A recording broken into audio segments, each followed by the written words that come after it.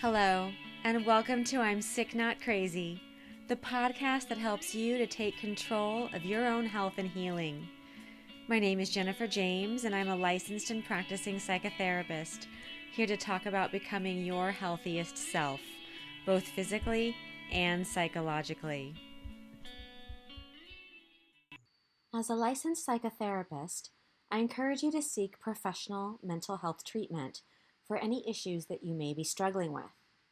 If you think that mental health care is something that doesn't fit into your lifestyle, there is an option available that works on your schedule. This podcast is sponsored by BetterHelp, a mental health care company that offers 4 ways to get in touch with a licensed counselor: video sessions, phone calls, chat, and messaging. BetterHelp is available worldwide. You can access your BetterHelp therapist from every country, and there are counselors who speak a variety of languages. Best of all, BetterHelp offers you the ability to message your counselors day or night and get replies within 24 to 48 hours, and often within just hours or the same day. To get started, please go to my personal link at betterhelp.com/sicknotcrazy, and BetterHelp will get you started on your healthcare journey. Hello, and welcome back to I'm Sick Not Crazy with Jennifer James, marriage and family therapist. Today I want to talk about shame, how it affects us, and how to overcome it. Over the weekend, I went out of town to my 2-year-old niece's birthday party. She was adorable, and I enjoyed spending time with my family, but the drive through LA can be brutal. On my way home, a man on a motorcycle whizzed by me and then flipped me off. I have no idea what I could have done to make him angry. I'd been driving in the same lane at the same speed for miles. Despite the knowledge that I hadn't done anything wrong, I felt a hot shame flush through my body, and I recognized the sensation as one that I've experienced frequently lately. It seems like every time I turn around these days, someone is suggesting that there's something wrong with me. Whenever I make a comment online, dozens of perfect strangers attempt to shame me by calling me stupid in myriad ways. Partly, I think that people shame others in order to dispel some of their own frustration. But I also think they do it believing that the shame will teach the other person a lesson. I've seen parents shame their children for the same reason.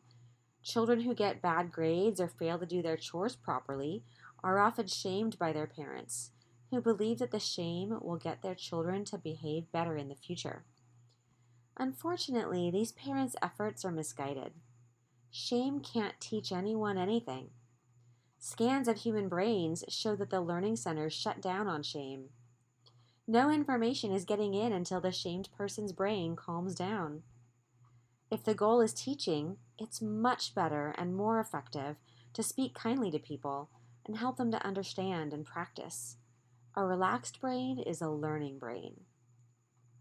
Brené Brown, the renowned shame and vulnerability researcher, defines shame as the intensely painful feeling or experience of believing that we're flawed and therefore unworthy of love and belonging. This sense of unworthiness is profoundly damaging to the human psyche. The more that people receive the message that they're unworthy of love, the more that they believe it. Much of my work as a therapist is helping people to undo the programming of shame. While shame usually begins as damaging messages of unworthiness from the people around us, over time we tend to internalize the shame and begin shaming ourselves. We believe that we need the shame to motivate ourselves, to keep ourselves from becoming lazy couch potatoes. However, the research shows that shame doesn't actually motivate people. The more that we shame ourselves, the more depressed we become, which leads to lower levels of motivation, not higher. Giving ourselves kindness and compassion is a much better way to gain motivation. If you're thinking that you don't have shame, think again. Shame is universal. The only people that don't feel it are psychopaths. The more we act like shame doesn't exist, the more it grows. Speaking honestly with each other about the experience of shame is the only way to overcome it. Brené Brown talks about shame being like a gremlin. In the 1980s movie Gremlins, the little green monsters that wreak havoc are only killed in the end by the sun. Shame is the same. It's only by exposing it to the light that it can be defeated.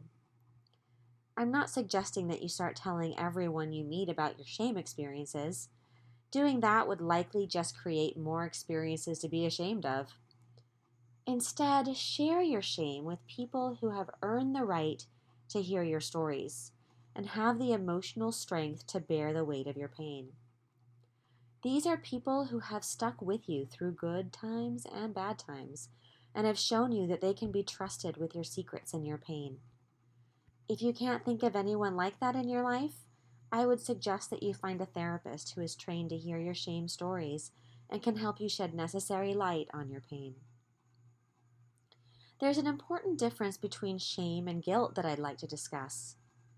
While shame is the terrible feeling of being unworthy of love and belonging, which is harmful and leads to painful experiences of disconnection, guilt is the knowing that you have done something wrong, that you need to make right somehow. Shame is the sense of I am bad, and guilt is the sense of I did something bad. Unlike shame, guilt can help people to rebuild connections. When people realize that they've hurt others, they can apologize and seek forgiveness. If you regularly speak to yourself in the language of shame, I would encourage you to begin practicing self-compassion. If you're constantly shaming yourself, your nervous system is constantly in fight or flight mode, which is extremely damaging to your body and your nervous system. In this self-protective state, you will have difficulty learning new things, and your body will likely become depressed in order to deal with all of the stress. Self-compassion is a wonderful way to begin the process of coming out of a self-shaming mind state. There are 3 components to self-compassion. 1, mindfulness. 2, self-kindness. And 3, common humanity. The mindfulness part is about paying attention to your experience and noticing your critical self-talk and shaming thoughts. The self-kindness part is really about telling yourself that both you and your feelings are okay. The common humanity part is reminding yourself that the experience of pain and shame are what make us the same as others, not different.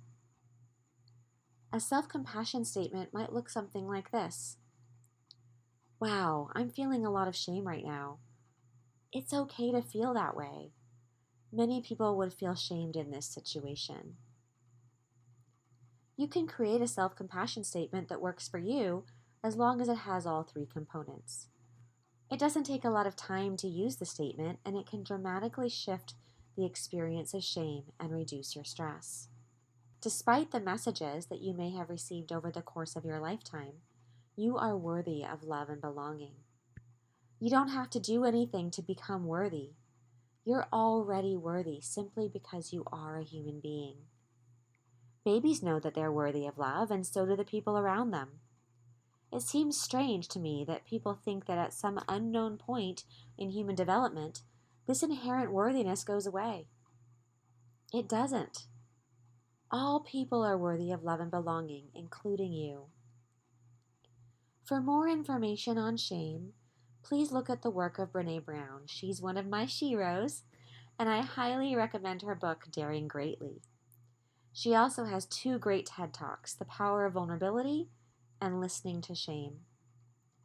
For more information on self-compassion, I recommend the work of Kristin Neff, who has a wonderful TED Talk called The Space Between Self-Esteem and Self-Compassion. Thanks so much for being here today. It's been wonderful talking with you, and I look forward to talking to you again next week.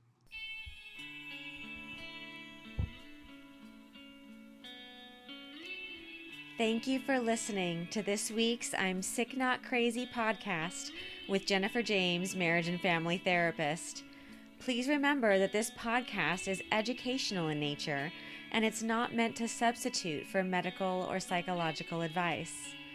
To learn more about my work or to contact me, please visit my website at jenniferjames-author.com. And while you're there, please visit and follow my blog. Thanks so much for listening, and remember that you can take control of your own health.